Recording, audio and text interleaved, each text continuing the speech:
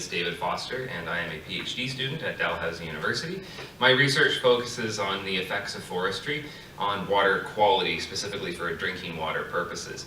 But I'm here to talk to you today about some other research that I've been doing at Dalhousie for a longer period of time, and a partnership that Dalhousie has with the municipality, Halifax Regional Municipality.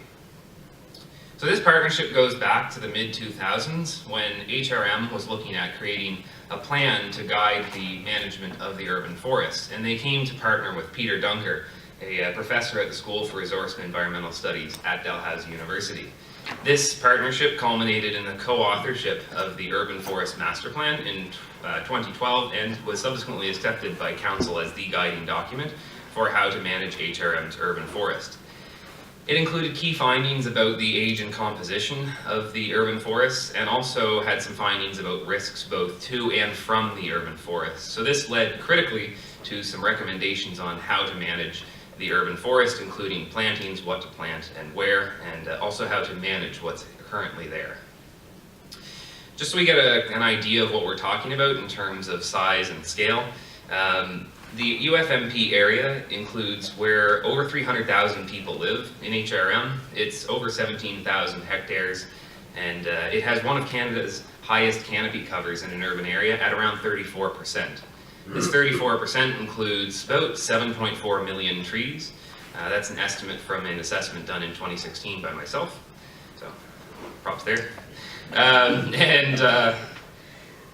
170,000 of those trees are growing in HRM street rights of way, so this is public land adjacent to streets that is owned and managed by the city. However, while that number may seem a little large, there are still at least 94,000 spots where we can plant trees in HRM.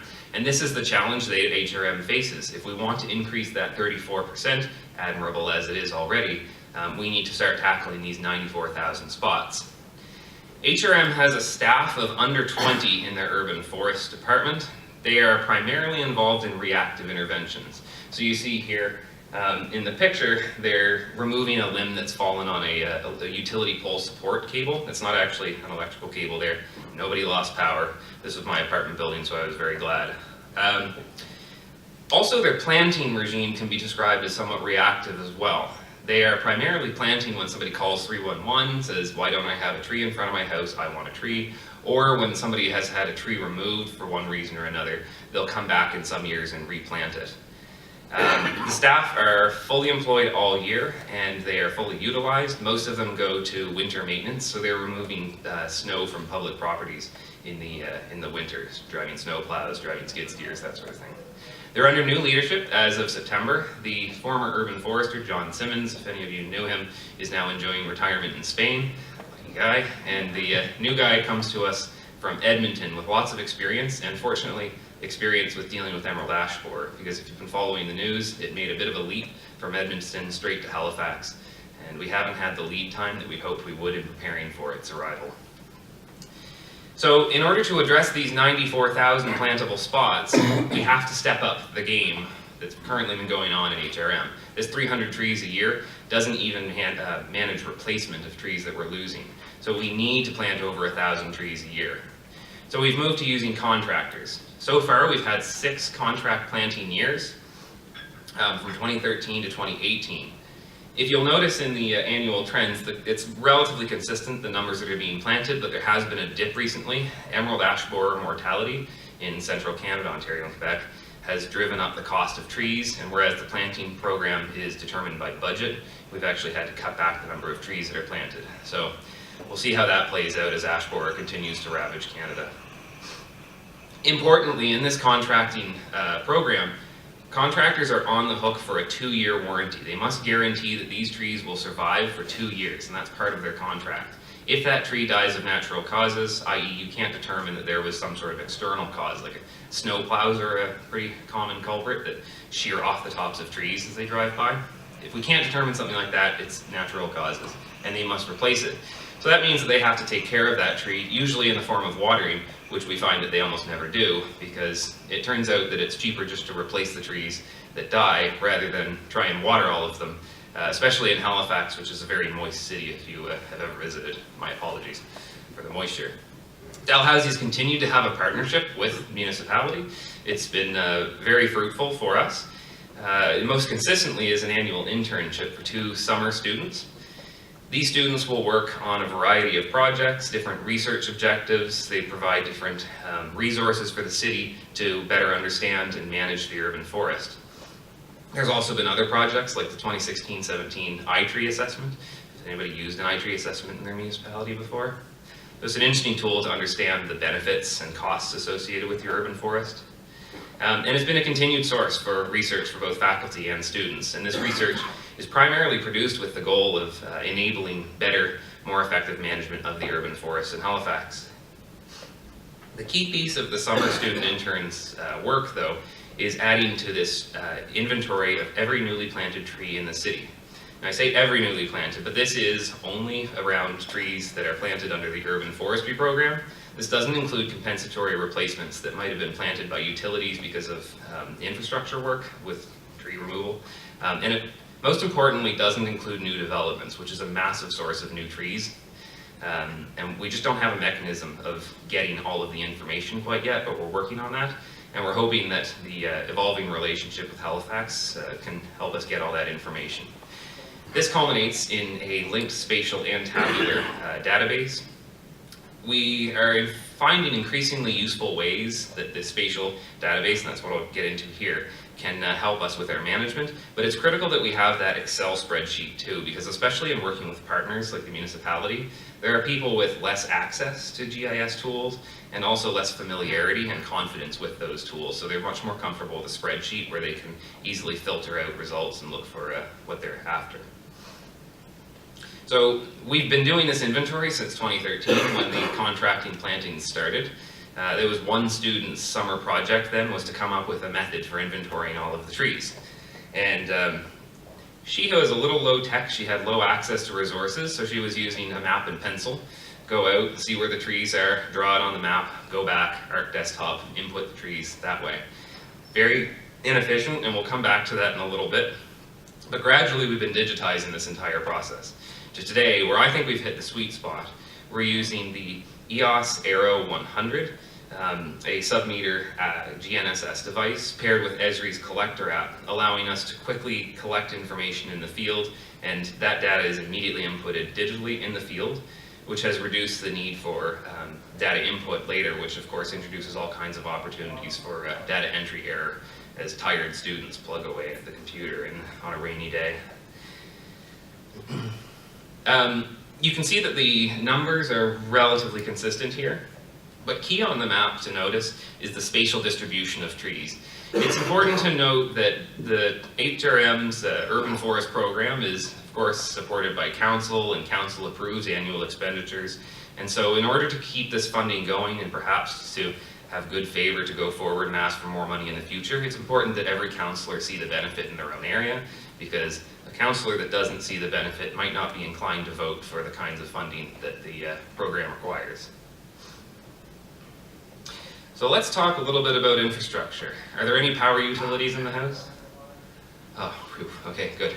We can talk about them without worry. So anytime where you have overhead wires like this and trees growing under them, there is not only the possibility but the likelihood of conflict if that relationship isn't managed effectively. So you see really robust, large utilities like the picture on the left there in the city that have many transmission systems on them. And then you see how that affects trees on the right there. You can't have trees growing up into the power lines, that will cause problems, so you have to manage those trees to reduce the impact of the trees on the power lines. Trees are usually the blamed culprit when there's a power outage, so ensuring the health of trees and making sure that there are no dead limbs that could fall onto them is paramount in ensuring that you have reliable electrical service. So when we're out looking at trees, we're not only looking at the trees themselves, but the context they're growing in. And one of the questions we ask is what infrastructure is over top of those trees? So we're looking at whether there is a power system and what it looks like. So we're only talking about the transmission wires that are near the top of the pole, not the distribution ones that feed directly into your house. So the good news is the majority of the trees we've inventoried actually don't fall underneath power lines. This means that there's not going to be a conflict there, and we don't have to worry so much about it.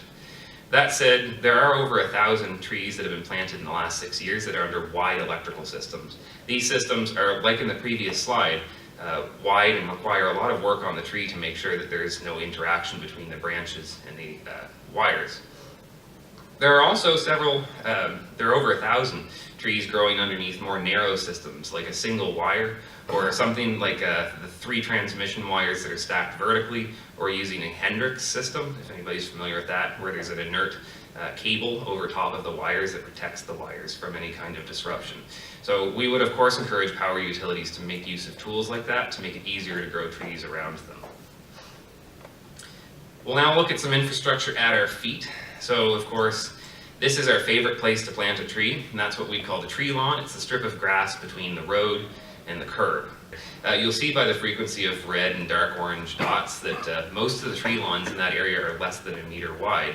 So looking forward to the future, maybe in 100 years, we're looking more at trees that look like on the right versus on the left. So when we're planning our streets, I mean, Halifax is an old city and there are some streets that are narrow and there's little we can do about it.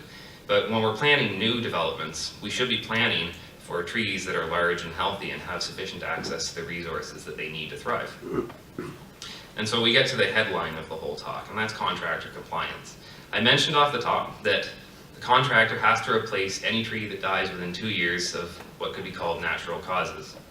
But it's hard to track up to 4,000 trees simultaneously. I say 4,000 because that includes the trees that were just planted, because due to contractor inattention when they're transporting trees, planting trees, some of them die right away and need replacement immediately. It does not look good upon the city when you have a dead tree in the street and the citizen passes by it every day, and then they get fed up and they call 311 and they say, why is nobody doing anything about this? So this has to be tracked right from the start. The other point that's incredibly important is 2 years after planting, because that's the last time that that tree will be looked at before it escapes the warranty period, and any mortality that hasn't been captured at that point won't be within that warranty. So this requires robust records. I would argue a spatial inventory so that you can accurately track the status of each tree and communicate these results to the contractor to ensure that they've replaced the right tree. But often these compilations don't exist, especially where there's a management style, where somebody manages more up here than on paper and in records, and so it's kind of hard to see where these plantings have occurred and to track them effectively. So what we've done with HRM is developed a drive-by inspection protocol. How this works is a student is in the car with a municipal arborist and the original contractor who did the planting. Those two come up with an agreement about which tree is dead and which tree is alive, and the student uses Esri's Collector app to identify, using the EOS Arrow 100, which tree you're next to, and can immediately, in real time in the database, update its status as you drive along. Our methods here have evolved quite a bit as well. We used to use paper records, just print off dozens of pages of trees, and then you would have to shuffle through them and try and find which tree am I at right now. Very time consuming, and also require data entry later that introduced the possibility of error as well. So I like to think that we've hit a bit of a sweet spot here too, but who knows, successive interns could come up with better methods. So the good news here is of the 8,800 trees that we've inventoried, 7,800 are still alive. It's actually a reasonably good planting success. That's under 10% mortality, which in an urban planting environment is pretty reasonable. However, that number has been dragged down a bit by inattentive contractors who are focusing more on speed than quality, and ultimately that will bite them because they'll have to come back and replace those trees. So that's their decision on what they want to focus on, but within that 2 years, if the tree dies, it'll have to be replaced. And speaking of death, although we've counted 800 trees as dead within the total inventory program, around 700 of those were counted within the warranty period. That means that at an average cost of just under $400 a tree, we've helped the city realize a cost savings of $250,000 in terms of assets recovered by ensuring these trees were replaced within the warranty period, because if they had escaped the warranty period and not been noted as dead, then the contractor would no longer be on the hook. It's not to say that the city wouldn't have made these discoveries by themselves, but we've helped them ensure that every single tree gets the attention that it needs, and none of them are forgotten. Because what often happens in a tree planting is you plan to plant this street, but then a couple of citizens don't really like planting, those trees end up moving somewhere else, and they become forgotten. So as long as we've included it in our inventory, it ensures that those trees will be counted. So some conclusions about the work over the last 6 years between Dalhousie and HRM. And really it's been at least a decade of work between the two. As far as spatial inventories go for urban forest planning, it's allowed us to better understand and just from a glance see how is this spreading out.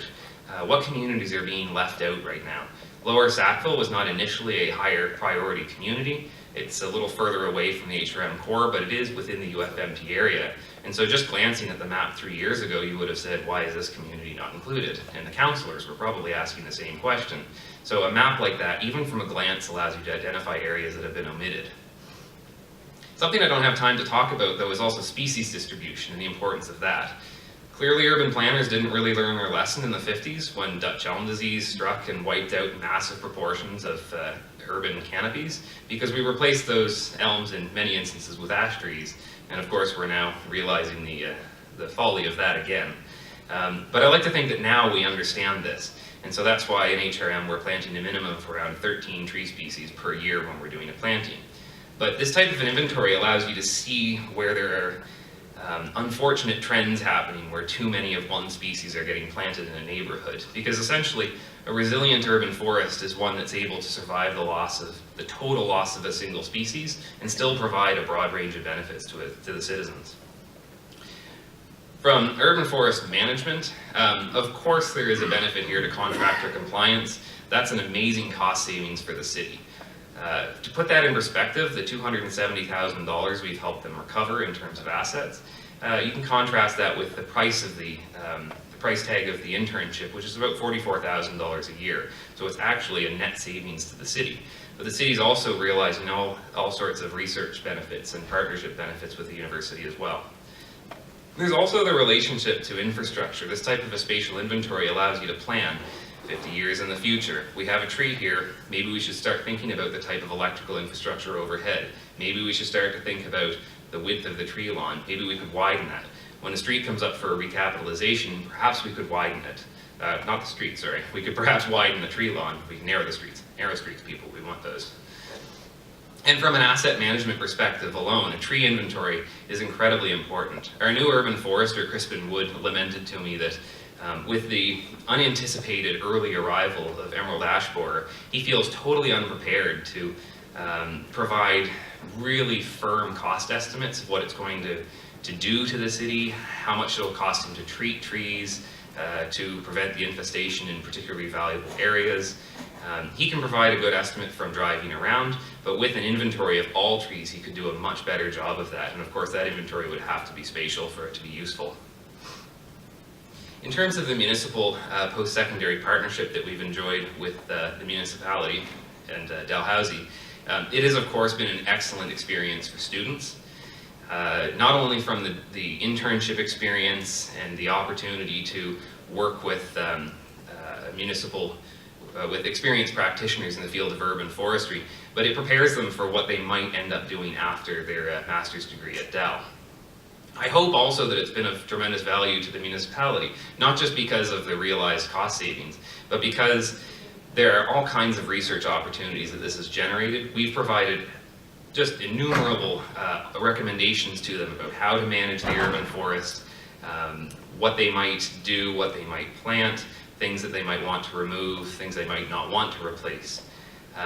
It's spawned incredible opportunities for our students. I know also that Fredericton and Moncton have leveraged this opportunity with UNB. And so I hope that this is a model that gains traction elsewhere, that universities and municipalities continue to partner in urban forest management, because it is because urban forestry is still an emerging field. We're still learning lots about it. And I believe firmly that we can best manage this resource and have healthy urban forests for our people if we do this management together. Thank you very much. If you have any questions, I'd be happy to take them.